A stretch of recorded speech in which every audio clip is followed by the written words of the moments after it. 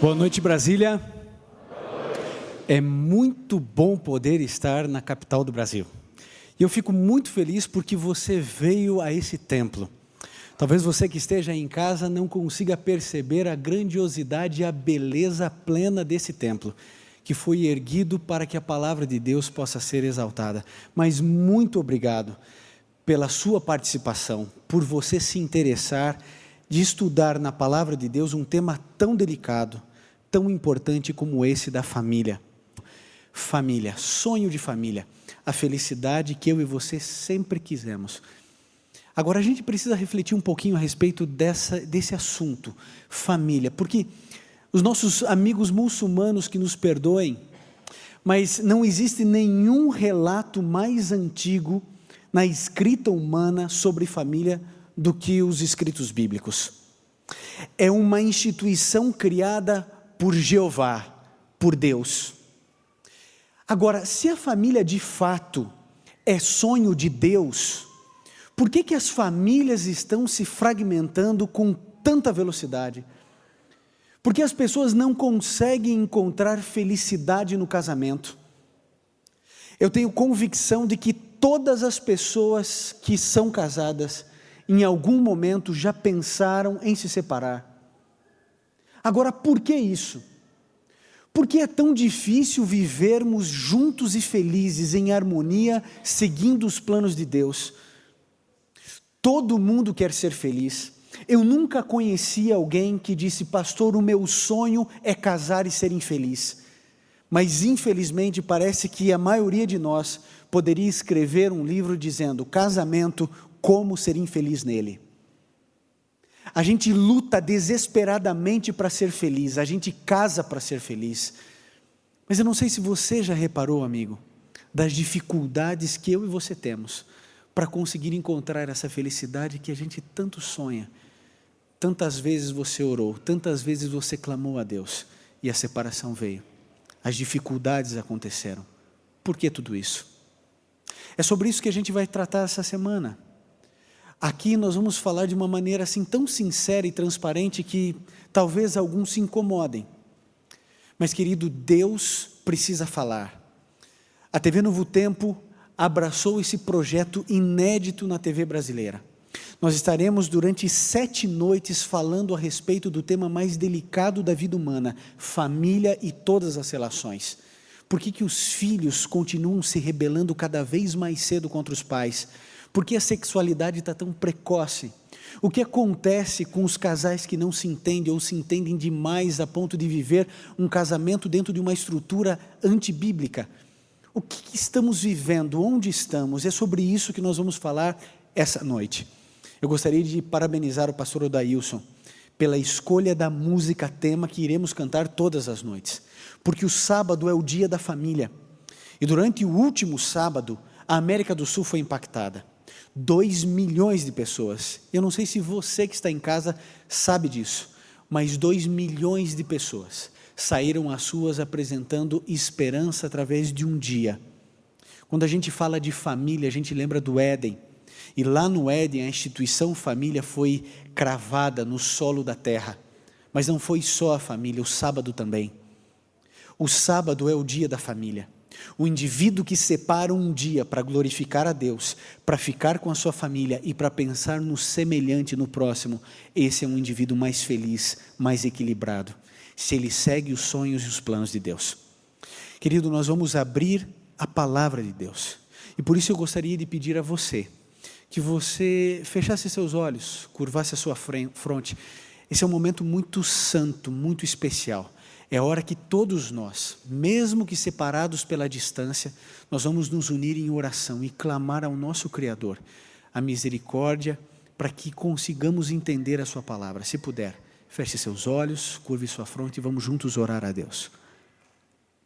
Bondoso Pai, o Senhor é o Criador da família, por isso acreditamos que ela pode dar certo. Nós acreditamos que todas as mazelas que alguns têm vivido pode se transformar em alegria perene, calma e cheia de harmonia com a Tua palavra. O Senhor fundou a família e o Senhor estabeleceu regras e normas para elas. Se a seguirmos, Senhor, como casal, como filhos, pais, nós conseguiremos viver a felicidade que sempre desejamos. Por favor, ilumina nossa mente agora ao abrirmos a Tua palavra, que mais uma vez ela faça diferença na vida de todos nós, em nome de Jesus, amém. Se você tem uma Bíblia, por favor, a abra em Romanos 12, verso 2. Romanos capítulo 12, verso 2, há um texto do apóstolo Paulo, escrevendo aos romanos, mas é claro, falando a todos nós também. Romanos 12, 2, vamos juntos acompanhar o texto bíblico. E não vos conformeis com este mundo, mas transformai-vos pela renovação do vosso entendimento, para que experimenteis qual seja a boa, agradável e perfeita vontade de Deus. Gostaria de pedir permissão para ler mais uma vez com você. Acompanhe e concentre-se no texto. Veja o que Deus fala a você e a mim. E não vos conformeis com este mundo, mas transformai-vos pela renovação do vosso entendimento, para que experimenteis qual seja a boa, agradável e perfeita vontade de Deus.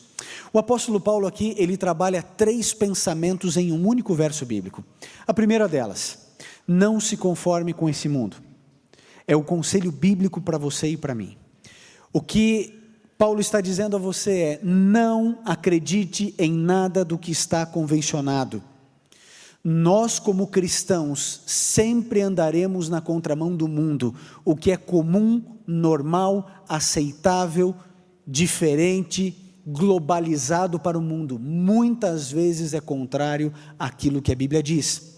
O apóstolo Paulo desenvolve uma segunda ideia dizendo: nós precisamos passar por um processo de transformação da nossa mente, uma reprogramação mental, para aí sim, a terceira ideia, experimentarmos a vontade de Deus para a nossa vida.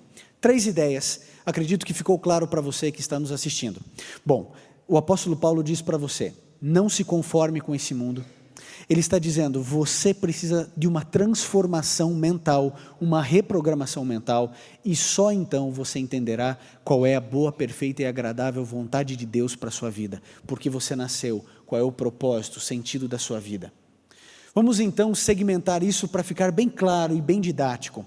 A primeira coisa é não se conformar com o que está aí. Para a gente entender onde nós estamos, nós precisamos voltar um pouquinho no passado e historiar para compreendermos por que a nossa sociedade pós-moderna chegou onde chegou e por que as relações familiares estão tão destruídas e esfaceladas. Bom, o ser humano sempre buscou a verdade. Nós cristãos acreditamos que a verdade está na palavra de Deus, na Bíblia. Mas o ser humano, ele sempre buscou a verdade na Bíblia, em outros valores, em outros princípios e normas. Mas como humanidade, buscamos a verdade durante muitos séculos, durante muito tempo. E durante toda a Idade Média, o ser humano buscou a verdade através da fé, através da religião. O problema é que todos nós conhecemos história. A religião era unificada com o Estado, e a Bíblia não estava na mão do povo. Por isso, qualquer líder religioso poderia falar qualquer coisa em nome de Deus e todos tinham que aceitar. Lembrem-se, Gutenberg ainda não existia, Lutero não surgiu para traduzir a Bíblia na língua do povo. E o que acontece? Apenas aqueles que entendiam hebraico, grego ou latim tinham condições de entender o que estava escrito na Bíblia. Mas os poucos exemplares que existiam estavam literalmente acorrentados nas masmorras das igrejas e pouquíssimas pessoas tinham acesso. Mesmo os clérigos tinham dificuldade de chegar e ter acesso à palavra de Deus. Quando Martinho Lutero começou a fazer doutorado em teologia e ele teve nas suas mãos não apenas fragmentos da Bíblia, mas toda a Bíblia para estudar, ele se escandalizou. E lá na igreja de Gutenberg, ele coloca as 95 teses da justificação pela fé, e ali começou uma das grandes revoluções intelectuais, filosóficas e religiosas do mundo de até então. Porque agora ele descobriu que não adiantava comprar com dinheiro prata e ouro, perdão dos nossos pecados, que não havia na Bíblia base para o indivíduo comprar um pedaço de terreno no céu. E quando o iluminismo começa a dar força para a reforma religiosa, e a estrutura religiosa vigente da época começa a se fragmentar, abre-se espaço para a razão. E a gente tem que dar um grande desconto a Voltaire, Kant, Rousseau, quando eles negavam a Deus, quando eles se posicionavam ateístas, porque eles negavam que Deus, o Deus de sua época, de sua geração, de tudo aquilo que eles viam, não o Deus que talvez eu e você hoje conheçamos. Talvez se Marx nascesse hoje, ele fosse um teísta, pela capacidade e envergadura intelectual que tinha.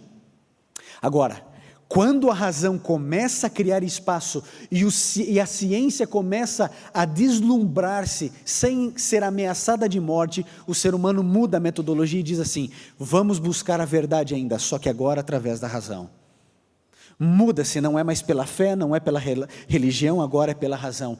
E achou-se e creu-se do fundo da alma humana que a razão traria paz, alegria, prosperidade a todos nós. Mas o que foi visto? Veio a Revolução Industrial e veio também a Primeira Grande Guerra Mundial na década de 20.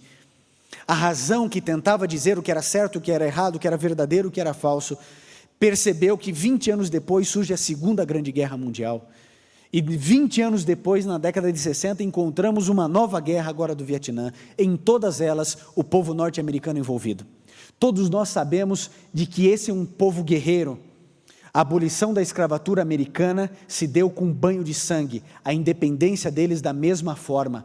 Todas as grandes guerras modernas, os Estados Unidos estavam envolvidos. E como os grandes influenciadores da humanidade e da forma e estilo de vida humano, os Estados Unidos perceberam uma coisa na década de 60 como nação: mulheres, crianças, idosos se arrependeram de mandar os seus jovens para o Vietnã. Por quê? Porque na década de 20, o que se constatou era que os americanos foram ceifados pela guerra. Na década de 40, os filhos desses pais agora foram mortos. E essa geração da década de 60 nos Estados Unidos era uma geração que cresceu sem avós e sem pais. E agora as mães vão para a rua com panela e suas tampas, bater no meio da avenida dizendo: tragam nossos filhos para casa.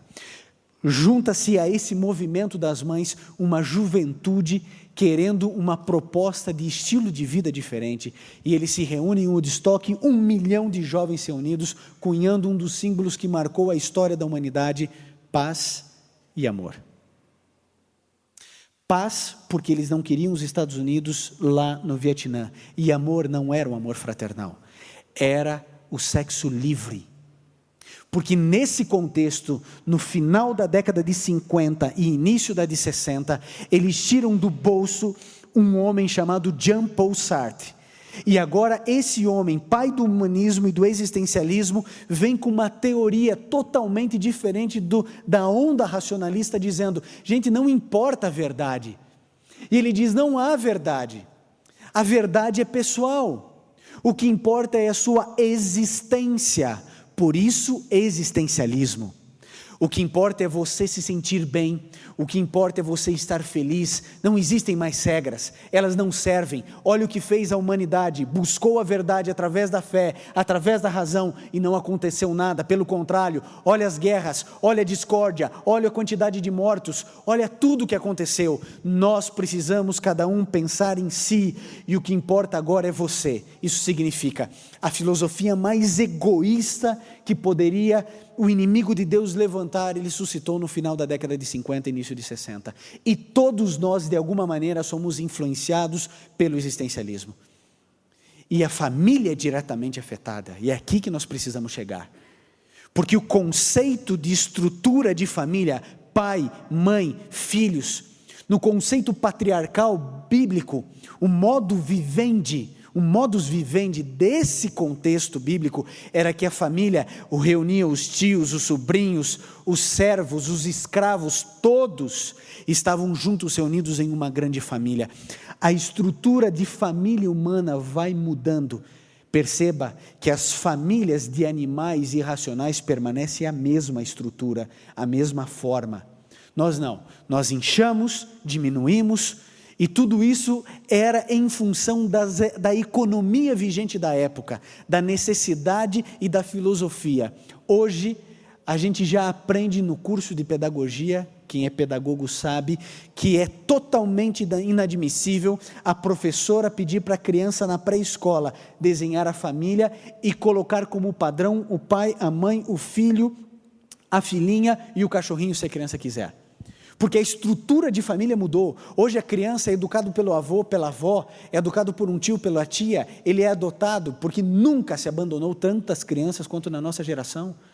Porque o que importa é a pessoa estar bem. Se a mãe não está bem, põe no lixo, amarra num saco, joga no lago, doa, entrega, mata, mas o que importa é você estar bem. Não importa o que é certo ou o que é errado, porque com o existencialismo acabou isso. A verdade é jogada por terra. Então as formas de família vão se modificando. E é exatamente isso que hoje eu e você vivemos. O existencialismo se apresenta dizendo assim: quem disse que um homem não pode separar-se da mulher depois que casa? Porque até então, na década de 50, 40, um casal separado era um escândalo. Porque o princípio bíblico não advoga isso. Pelo menos não em todos os casos, ou da forma como está sendo feita hoje. A gente percebe que hoje a grande questão é: quem disse que um homem tem que casar com uma mulher? Quem disse que uma mulher tem que casar com um homem? Porque o que importa agora não é mais o que Deus definiu como família, é o que você entende sendo bom. E o homem então se entrega às suas próprias paixões. Querido, você abriu a sua Bíblia em Romanos 12, verso 2. Eu queria que você voltasse alguns capítulos e fosse para Romanos 1. Abra a sua Bíblia ali. Romanos 1, a partir do verso 25. Veja o que Deus fala a respeito de tudo isso. Romanos 1, a partir do verso 25. Achou? Diz assim: perceba, mudaram a verdade de Deus em mentira, honraram e serviram a criatura no lugar do Criador, que é bendito eternamente, amém. Pelo que Deus os abandonou a paixões infames, até as suas mulheres mudaram o uso natural no contrário à natureza. Semelhantemente também os homens, deixando o uso natural da mulher, inflamaram-se na sua sensualidade, uns com os outros, homem com homem, cometendo torpeza e recebendo em si mesmos a penalidade devida do seu erro. Verso 28, e como eles não se importaram em ter conhecimento de Deus, Ele os entregou a um sentimento pervertido para fazerem coisas inconvenientes. Querido, todos nós cristãos, eu vou pedir licença a você aqui na Igreja Adventista Central de Brasília para falar diretamente com você que está em casa. Todos nós cristãos amamos os homossexuais, todos nós. Nós aceitamos você, nós respeitamos você, nós amamos você. Mas nunca essa igreja irá pactuar com algo que a Bíblia diz que não deve ser feito. Não importa se há um projeto de lei no Congresso Federal dizendo para nunca mais nenhum pastor falar nada a respeito disso.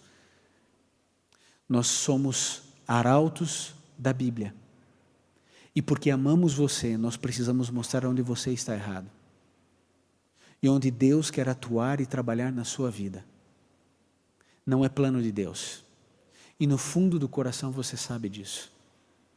Há uma pesquisa nos Estados Unidos que apresenta que 93% daqueles que se declaram publicamente homossexuais já tentaram, já se esforçaram, ou pelo menos já pensaram em lutar contra o homossexualismo, porque no fundo, querido, você sabe que esse não é o plano de Deus para você e para a tua vida.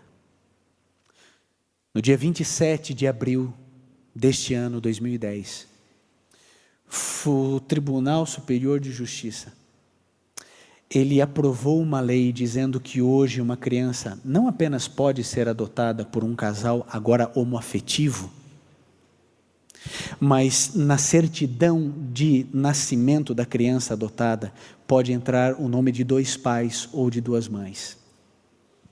O que nós estamos vivendo é a sodomização do mundo. Você acha que Jesus se enganou quando ele disse que nos últimos dias nós viveríamos a mesma experiência dos antediluvianos? Jesus se equivocou, mentiu, brincou. Nós estamos caminhando para a completa fragmentação da estrutura familiar. Vocês viram que a educadora mencionou aqui no vídeo com a Betina. Uma família fraca promove uma sociedade fraca. Um indivíduo fraco promove uma família fraca, que promove uma sociedade fraca e que desestrutura tudo. Agora, Deus olha para você e para mim, em Romanos 12:2, e Ele diz: não se conforme com o que está aí.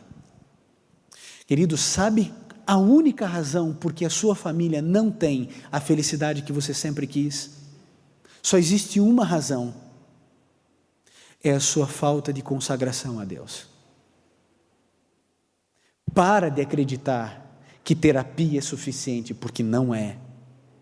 Ela é importante, tem o seu espaço, mas terapia sem Deus é a mesma coisa que colocar band-aid em câncer, não resolve. Enquanto você, pai, não dobrar seu joelho e orar pelo seu filho, enquanto você, mãe, não se consagrar, enquanto você, marido, não entregar-se verdadeiramente a Deus, o seu lar vai ser essa água que tem sido durante todos esses anos. Não é questão de incompatibilidade. As nossas famílias estão se destruindo porque a sociedade que tem uma mente maligna, que é o inimigo de Deus, conduzindo e regendo tudo isso, tem afetado você como indivíduo, porque ele não tem espaço para entrar na sua família senão através de você, senão através do seu filho, senão através da sua esposa.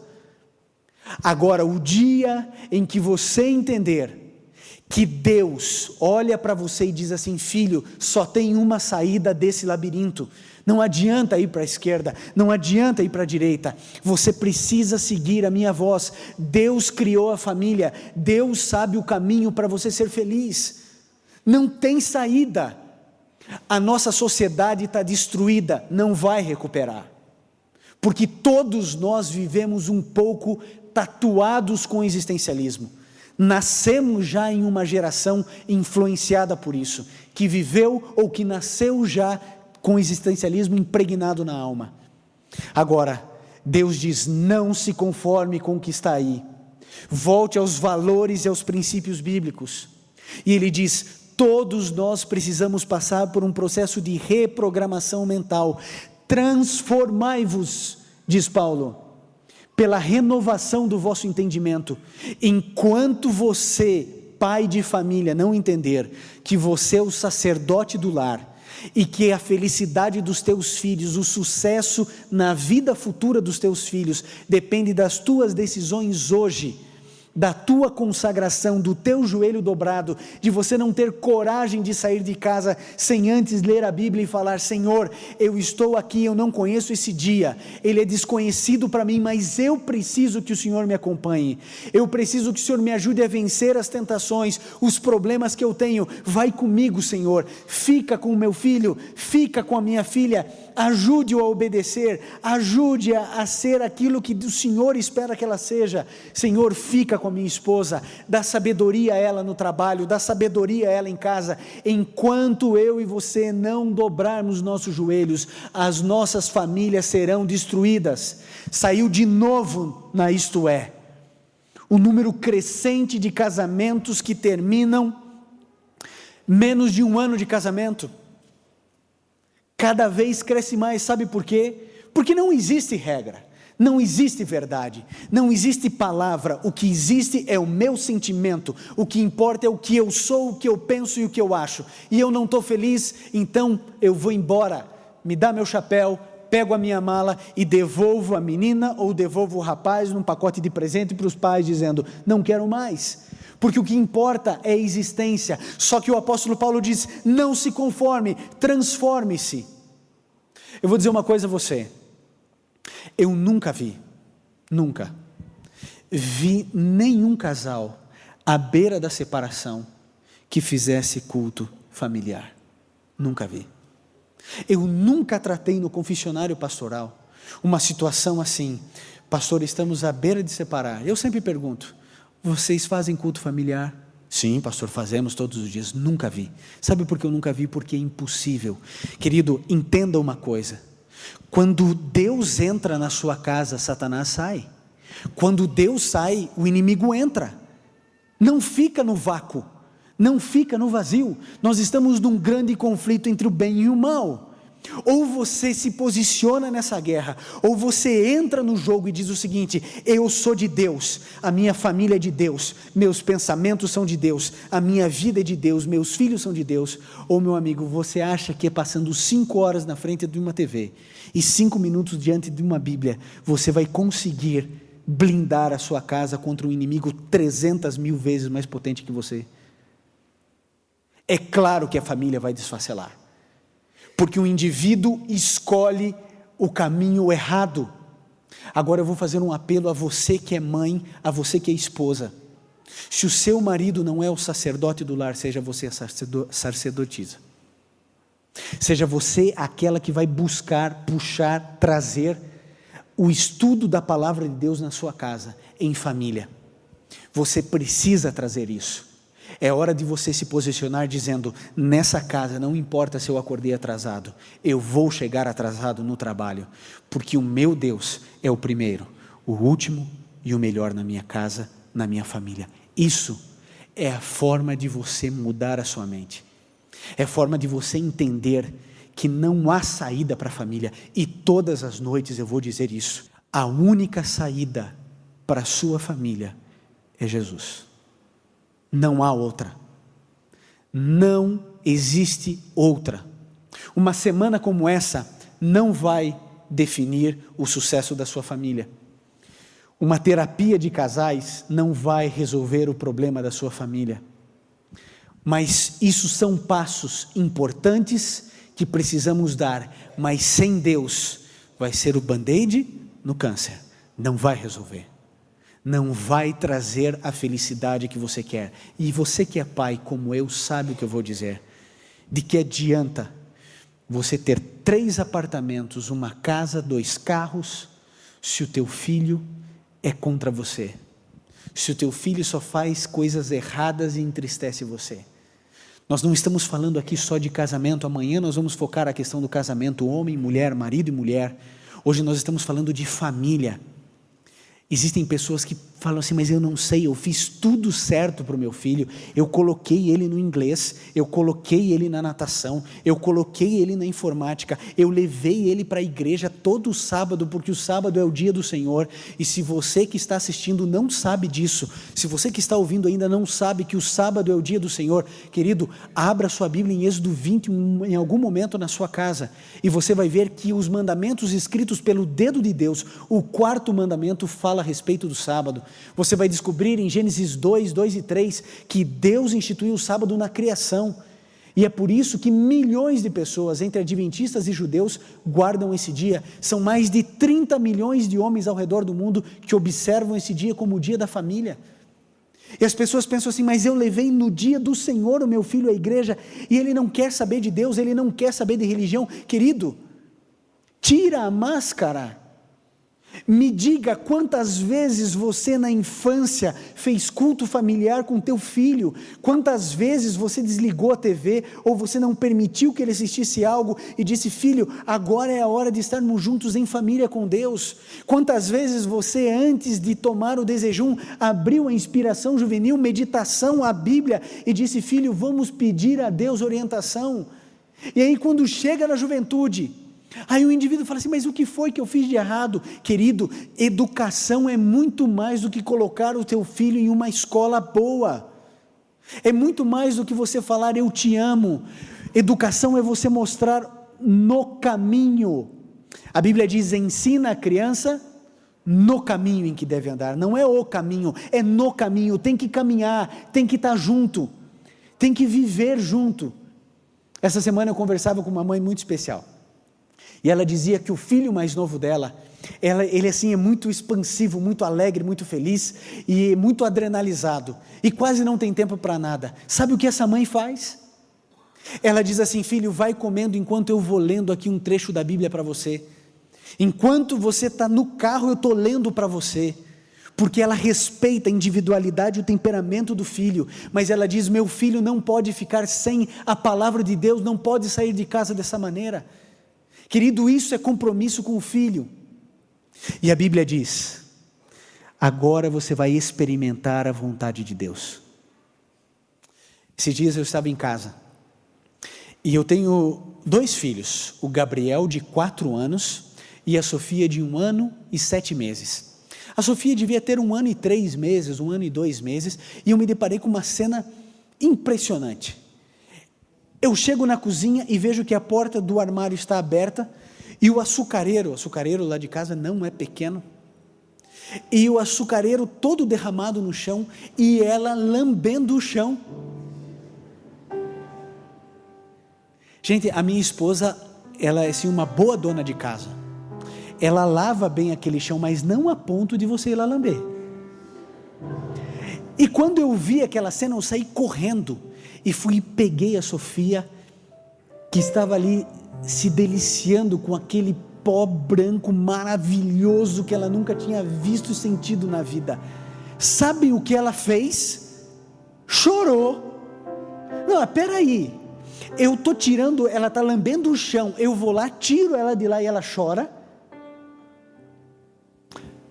Assim de gente que está lambendo o chão e que não consegue perceber que Deus está tirando o indivíduo dali. Olha para você agora, lembre-se de quantas vezes você já lambeu o chão, se deliciando com as migalhas que Satanás põe diante de você. Essa semana é o abraço de Deus tirando você de onde você está. Não é a caminhada, mas é o caminho da caminhada. Mas você precisa tomar uma decisão hoje, de pelo menos permitir Deus falar com você hoje. Nós vamos orar agora, vamos clamar a Deus. Se você puder, feche seus olhos, curve sua fronte e vamos juntos orar.